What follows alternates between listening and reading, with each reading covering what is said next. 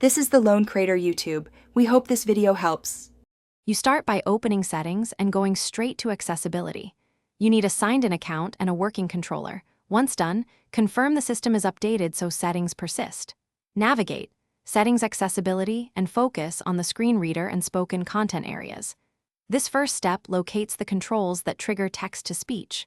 Don't skip updates.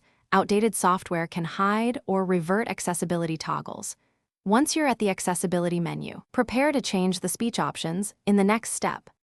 Now, select Screen Reader or Spoken Content inside Accessibility and locate the Text-to-Speech or Read Aloud toggle. Turn that toggle off. You'll hear the voice stop immediately.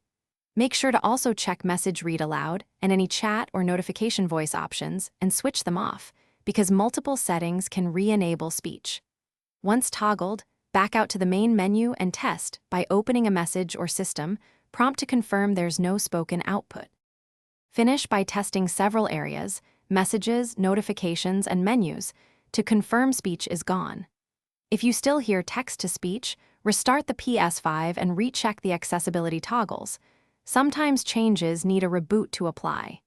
If restarting fails, update the system software and, as a last resort, boot safe mode and rebuild the database to clear settings glitches. One key troubleshooting tip: verify you turned off every relevant speech/screen reader toggle, since multiple switches can independently enable spoken output. Thanks for watching. Consider subscribing if we helped you.